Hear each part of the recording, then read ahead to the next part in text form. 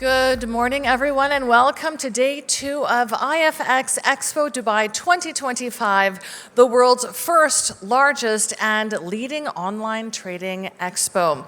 I'm Ramia from Forbes, and I'm so pleased to be your chair over this 2-day event. Yesterday was fantastic, and today is set to be just as engaging. We heard from brokers, affiliates, traders, investors, tech, and service providers who shared their expert insights. Today will be no different. We will hear from more high-level speakers who will tackle every aspect of the online trading industry. So let's begin. Our first session of the day is Echoes of the Future, AI's Pulse in MENA. In MENA, where the sands of tradition meet the surge of innovation, AI is not just a trend, it's a force rewriting financial norms. This session uncovers how AI is weaving its way into the financial fabric, from smart banking solutions that speak the language of diverse communities to investment strategies powered by unparalleled data intelligence. This session will reveal the untold stories of pioneers who are turning bold ideas into reality, and it will explore how MENA is poised to become the epicenter of AI-driven financial excellence. Our panelists are Elena Kupriianova, CMO of Kama Capital, Jon Light, Director, Head of OTC Product, Devexperts, and Danny Salman, Head of Market Research at CXM. And I'm so pleased to moderate the session. Please welcome our panelists.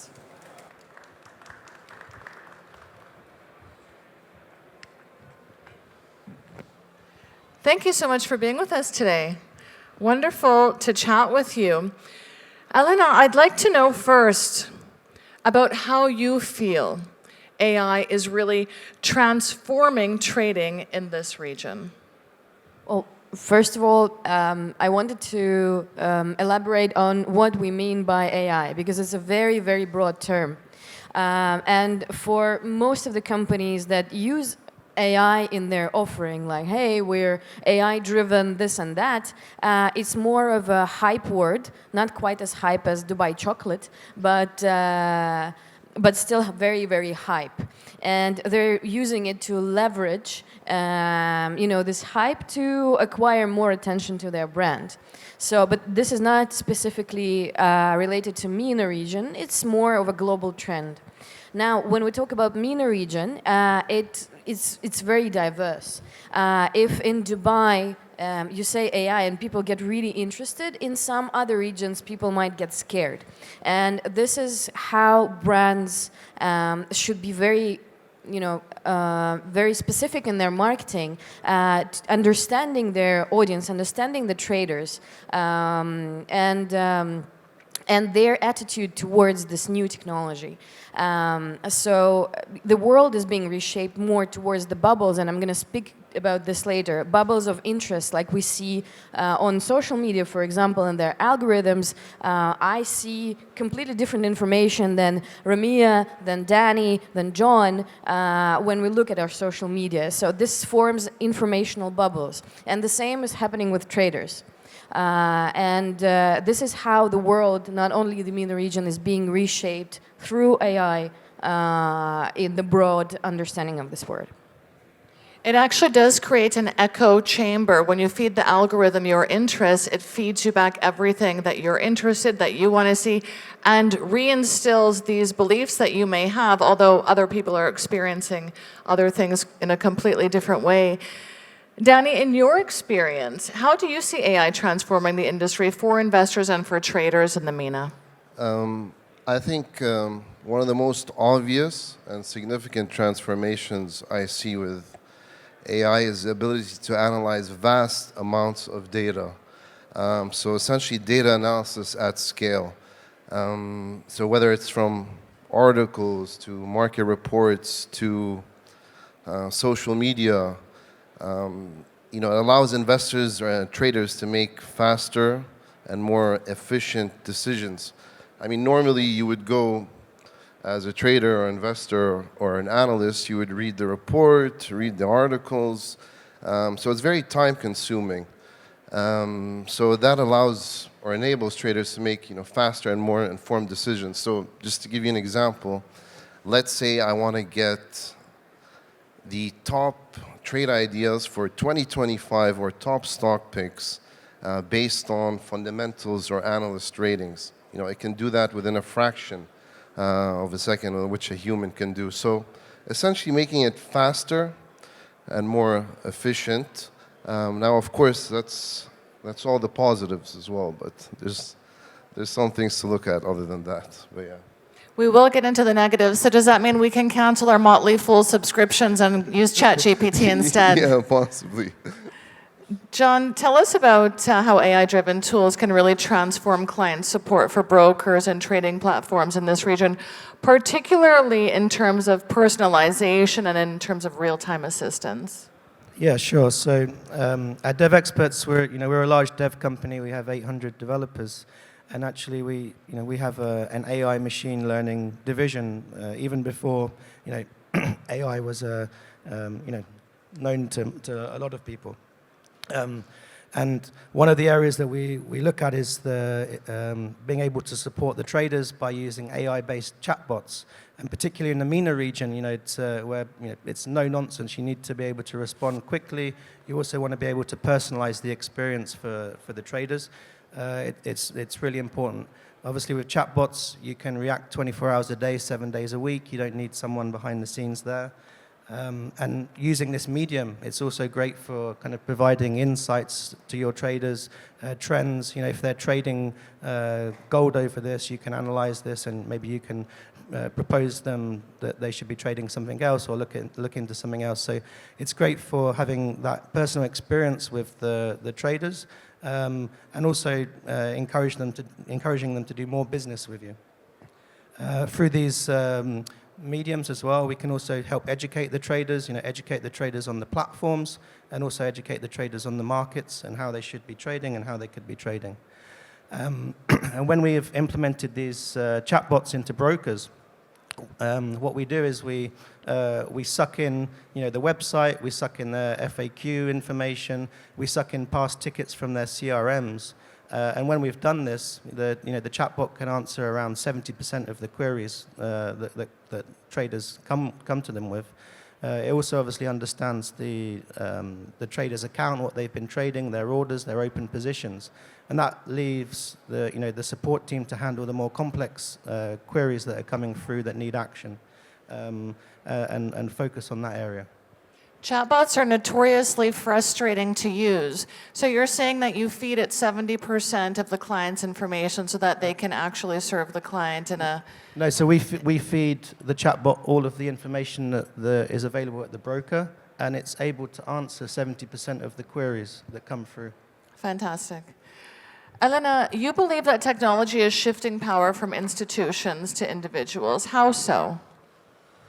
Well, I think individual investor is getting more and more power. I'm not saying that IB-driven, partner-driven business is going to decline. I'm saying that more and more people will embrace trading as a source of income on the side.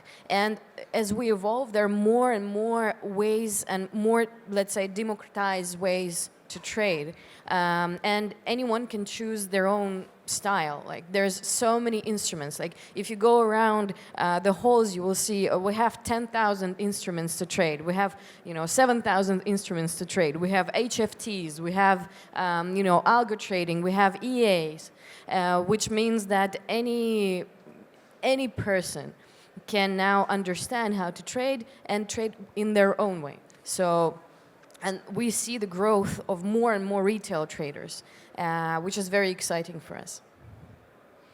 Danny, what unique opportunities does the UAE offer for AI-driven innovation?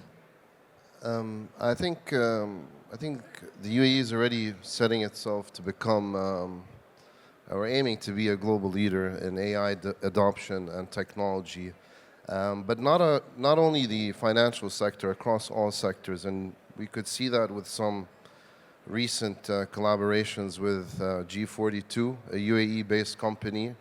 They partnered with Microsoft invested, a substantial amount of money with them in order to develop that technology here in the UAE.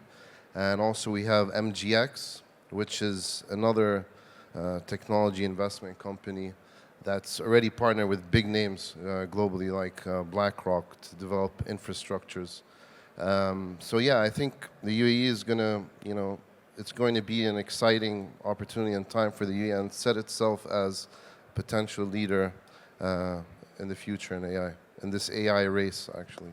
So, yeah. Absolutely, and the UAE is already implementing AI into all of its government services, for example. Jon, tell us about the strategies that you think brokers should adopt to leverage AI for seamless localization and multilingual support in a region as linguistically diverse as the MENA. Yeah, definitely. So I think using AI to interact with your traders is a great tool through natural language processing. We can speak directly the language of the trader, and as you know, in the UAE, it's a mixture of nearly every language in the world. Everyone is represented here, but also using this technology, we can also interact in the local dialect. Arabic has a different dialect across the MENA region, and we can pick up on that, the way that they're interacting with us over these channels, and we can respond in the way that's for them. Also, it's great for content awareness. So having a culturally appropriate response to the trader that is speaking to you. Some traders may need to act in certain ways. And then in the previous point that I made, I spoke about delivering content to the traders, and with this technology we can make sure that content is also translated in a way, localized in a way for the trader. It's remarkable if your technology can communicate in all of the 22 different dialects we have in the MENA. I think it's 22, is it, Danny? 22? 22 different Arabic dialects. Jon, would you know? I don't know. I'm not saying it's there now, but it's something that's being looked at. Yeah, wonderful. And taking into account cultural sensitivities as well. I mean, that's pretty remarkable. Elena, tell us about transparency and data security. How can they really be leveraged to earn trust? And tell us about the importance of trust in this very competitive market.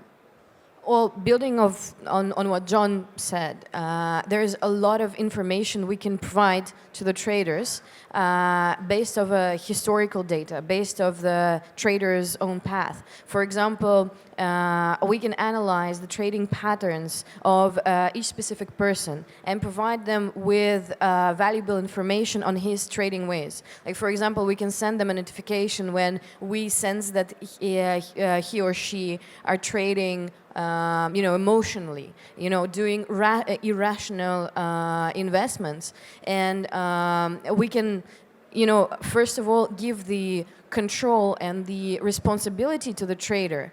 Because we hear it all the time on the broker side. A person with no experience comes, trades, loses, and then blames the broker for being not transparent enough about the risks. Now, this transparency can give the control and responsibility to the trader, and also provide him with the exact risk mitigation instruments that he can use to avoid huge losses and avoid truly too emotional decisions that can come to a cost later on. So when somebody is making a volatile trade, you immediately notify them that this is a high-risk trade. Well, not yet, but we're developing this internally. But yeah, this is the goal. Volatile trading. Some people are more risk averse than others. So basically, you can use presets. You can ignore the notification.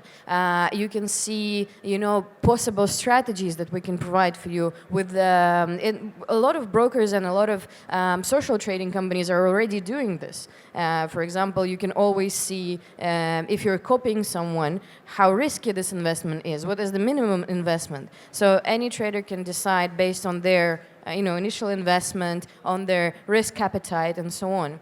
And so this coming back to the transparency topic, for me, the most transparent thing is to give the trader understanding right away on the fact that it's risky, but make him take full responsibility for the risks they're taking. And this is before they execute the trade, when they've been Yes. when they've been visiting a volatile stock repeatedly. Yes, exactly. I would love to have that service, by the way. I've made some pretty volatile trades. Danny, tell us a little bit about some of the challenges and some of the risks of AI in traded. You touched on this at the beginning, but if you would elaborate for us, please. Yeah, so I mean, there are definitely a few risks to highlight, but one of them is data. I think accurate data is the backbone of any AI system, and so with good, clean, reliable, complete data, you're going to have better outcomes and results as opposed to having inaccurate or incomplete data. So we had a lot of instances where money managers or big asset managers or hedge funds, they've lost substantial amount of money due to incomplete or accurate data, and that could be the wrong pricing data or pricing input into the AI. So that's essentially very important. And also, when gauging sentiment, there could be like a misrepresentation of what is actually being said in the news. Does it capture biases or sarcasm? And so things like that. I think with any good AI system, you're going to need to constantly train it and monitor it and make sure that the data is accurate. And I think it's an ongoing thing. But yeah.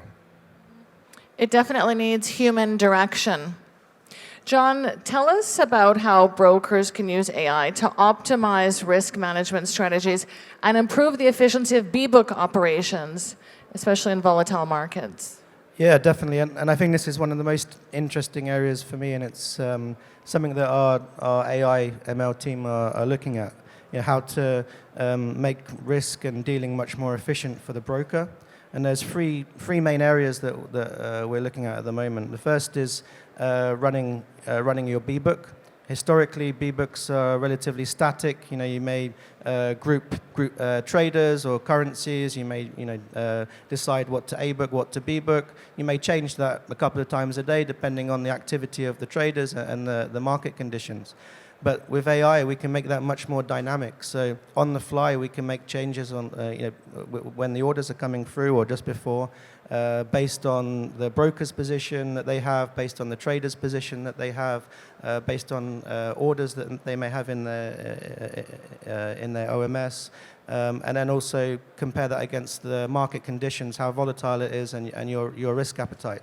So having this dynamic way of managing your B-book can really optimize the flow, and this is one area that we're looking at. The second is flagging bad traders or bad actions, manipulation of the trading platform. And then the third and the newest is with the prop firms. So with the new prop firms, they bring a different type of risk. We see a lot in the challenge accounts where traders will buy two different challenges and send opposite trades through to try and pass the challenges. They'll do anything that they can to get through those challenges.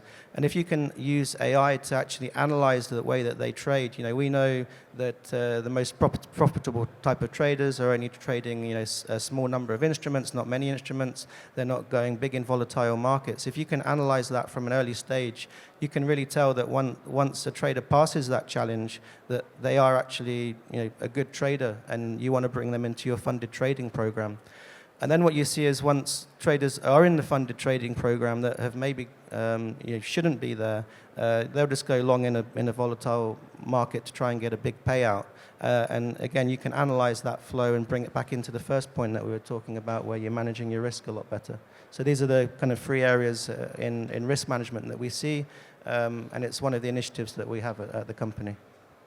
Elena, let's talk a little bit about financial inclusion through technology. How are AI and fintech innovations really breaking down barriers and opening trading opportunities to underserved and emerging regional markets? Well, I touched upon this a little bit in my previous answer, but I'd like to make 2 points here. First, from business perspective, and the other from general population perspective. So, as I mentioned before, now trading is accessible to anyone. Even if you have only like $1, you can still invest, you can still trade, you can still, well, just if you have $1, just don't use leverage because you're going to use your dollar very quickly.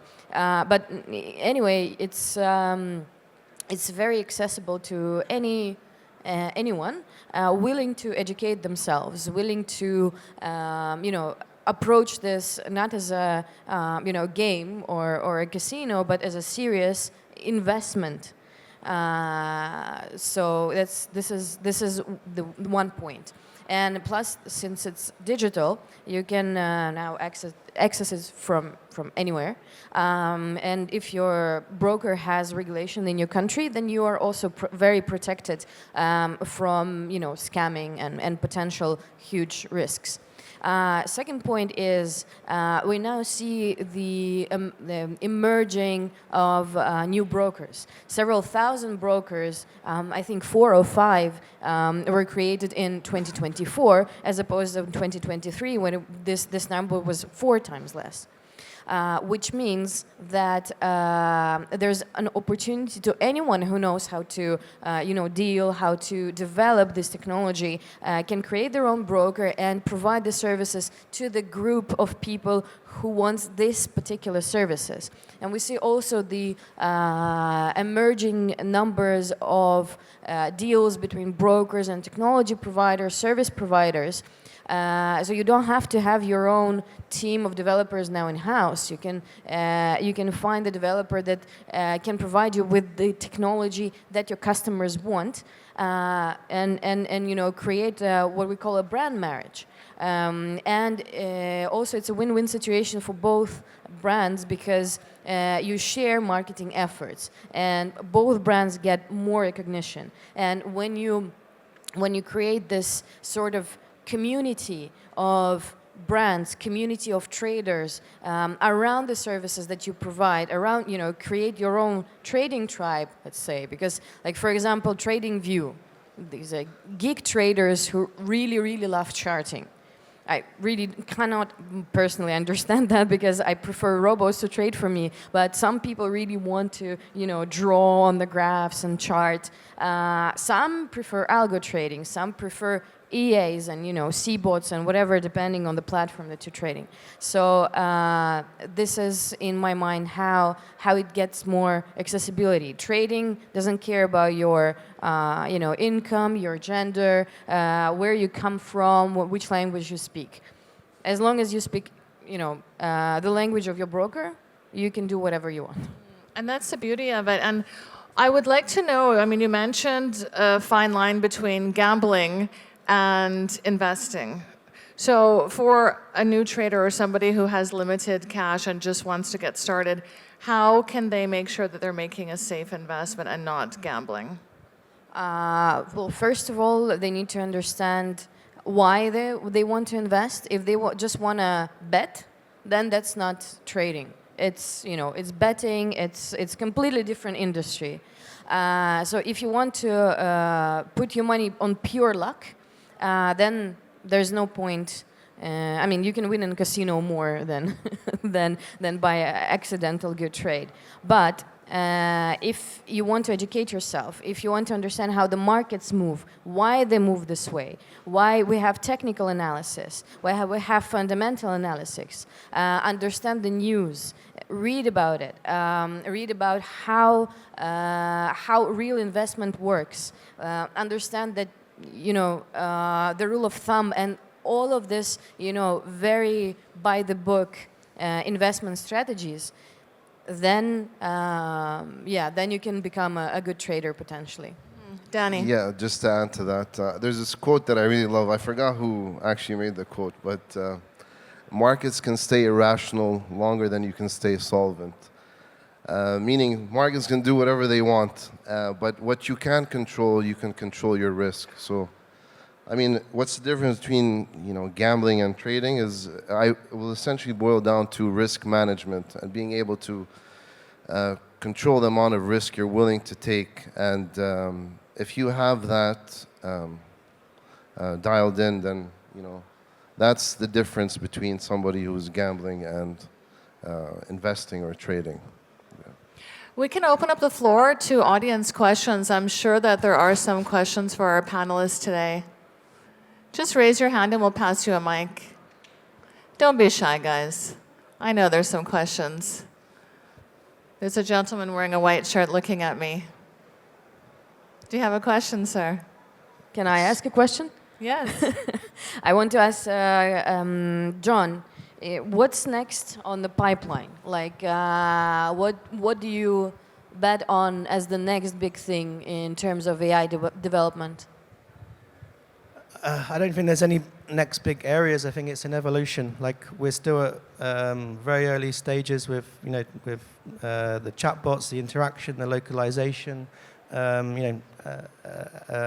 As Ramia said, there's tons of different dialects, tons of different ways of interacting. So it's about feeding that model. And like Danny mentioned, it's so important even now to start collecting data. Like we should be collecting everything that we have because at some point we're going to need that data for analysis. So we'll continue to evolve, but we like planning ahead. We need to make sure we have the right frameworks and we have the right data available for when we need it. How do you think AGI will change that? When it comes, if it comes. Yeah, I'm not sure. I'm sure it will change, and I'm sure we'll be up here on another panel talking about it.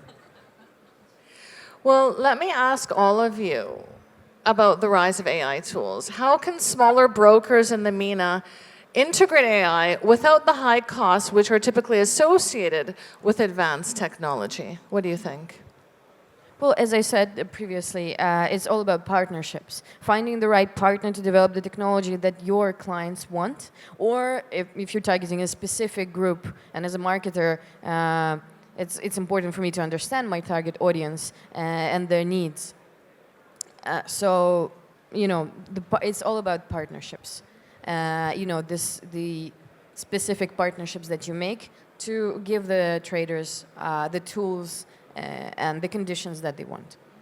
Yeah, obviously for larger traders, they have big budgets, they have big teams, they can afford to make a lot of mistakes. If you're a smaller broker and you're in this region, you really need to be careful about what you're entering into. And obviously you need to use vendors, you need to use partners, but as a small broker, it's more important than ever to make sure you do as much research as you can. As Elena mentioned, a lot of the time there'll be something that's marketed with AI and it won't be AI. And I would really recommend that you're actually finding a solution to a problem that you have. So many times you see, maybe the CEO has had a great day using ChatGPT and he's turning to his team going, guys, we need more AI, we need more AI. Don't create a problem and go looking for a solution. Make sure you do it the other way around.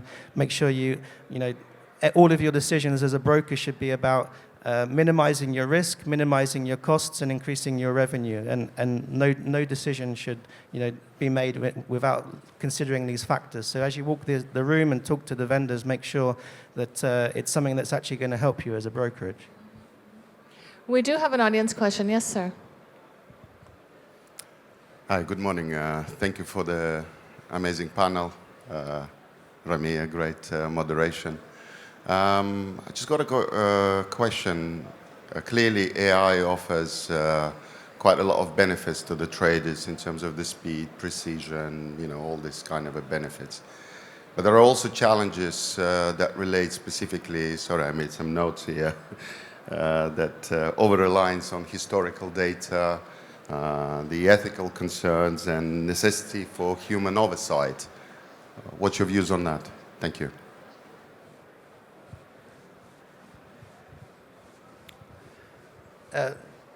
Yeah, so obviously this it's a great question because we sit here, we all talk about the benefits, but we don't think about the negatives. So I think that some, it's very early to really understand the implications of what we're getting into, what can happen. Data is a great point. A lot of different regulations have different rules around data and how it's used, and that needs to be factored in. But I think it's going to be, I don't think there's a magic answer of being able to do that, and it's something that we're going to have to evolve as we go, and maybe AI can even help us do that. But yeah, it's certainly not the magic pill. My advice is to, take your personal responsibility and use your own judgment. Don't rely solely on what AI tells you. Like you wouldn't rely solely on what an expert tells you, right? You will still use your own judgment. And that is why the first step psychologically is to make sure that you feel responsible for your decisions. And when AI tells you something wrong, you will not feel angry with the machine. You have to understand that the machine did nothing wrong. It's just, you put your faith and judgment in the wrong advice, let's say. And you don't have to be emotional about it. You have to be very rational. Sometimes you win, sometimes you lose. So the idea here is to use different sources and make your own informed decisions. Would you like to add to that, Danny? Yeah, I think Jon touched upon it a bit. I think we're still in the early stages regarding AI development and its potential, and to say that it's completely accurate or efficient, that's not entirely true. I mean, there's always some errors that can pop up. So I think it's a constant evolution of AI, and that's something we will be progressing with through time. So yeah. So how are your businesses leveraging AI? I mean, we heard from Jon, but how is Kama and how are CXM leveraging AI in your operations? I think for now, we're focusing on two things that we will be enabling for investors and traders. One of which is AI analytics, so trying to create real-time actionable insights for traders and investors, making it easier for them. And second is no-coding trading, so they don't need to actually have the programming language or experience to develop their trading strategy. They can just type it in plain English. So essentially making it easier for everyone to kind of dive into creating their own trading strategy, back-testing it, and seeing how it performs. Well, it's basically very similar to what Danny said. Plus, we're working heavily on the personalization, as I mentioned before. Plus, we already have AI signals. So any trader can access our AI signals and base their decisions off of those. And I also want to touch upon the business side of things, the operational side of things. It's not only what we do within the product, it's what we do within the business in operations. We mentioned ChatGPT a lot. We also, my idea of an innovative team is the collaboration of people, AI agents, and freelancers and agencies, service providers, because the markets are and the businesses are evolving so fast and everything is changing so fast that you cannot rely on hiring a big in-house team, because it's at the end of the day is a huge investment that will not be able to even break even with the ever-changing ever-changing markets. So now we focus on implementing AI as much as possible. And for example, in user acquisition, it's AI that helps you personalize our campaigns, AI content production. Now you can write a song within 1 minute. You don't need a composer, any genre, nice voices even. And if you can see in our booth, we have this, avatar of our brand, which is the Rebel, completely created by AI. There's not a real human ever, except for the people who produce them. So this is very important also, I think, in our business to implement AI tools within the operations. And just on that subject of advertising and marketing and AI creating content, you think that fintech marketers really need to embrace bold and creative and data-backed approaches to connect with this next generation of traders? Tell us a little bit about that. Okay. So the next generation of traders are the next generation of humans which don't have a really long attention span. It's very hard for them to focus on something for longer than 3 seconds. So it's because of the social media, evolving. It's because of all the reels, TikTok, and all the exciting and emotional content that we're being fed constantly.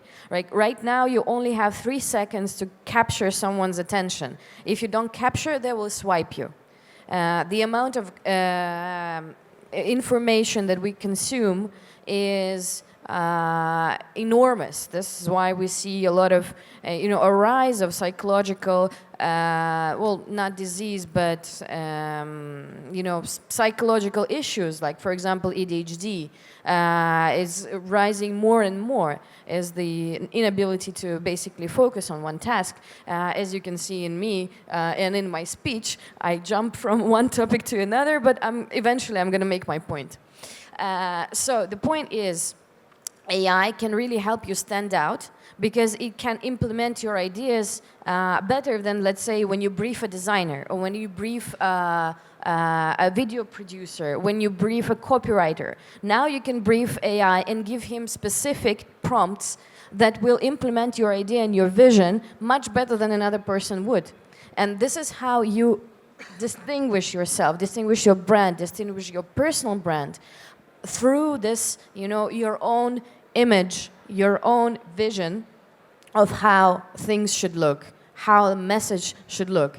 It initially lowers the target audience. It narrows the target audience, but when you find your target audience, it hits them right in the feels, as we say, as the younger guys say. It's very sad, though, because, the human touch is lacking there, and the AI is so streamlined and so concise and so smart. It knows exactly how to grab our attention. But the idea still comes from a human. Yes, the initial idea, but the execution is the AI. Yes, sir. Hello, panelists. So this is not a question. I would like to get your suggestions on any AI tool which would help me to mitigate risk on my personal investment portfolio. So can you name me a few AI tools? ChatGPT. Would you say that ChatGPT is reliable to mitigate risk on an investment portfolio?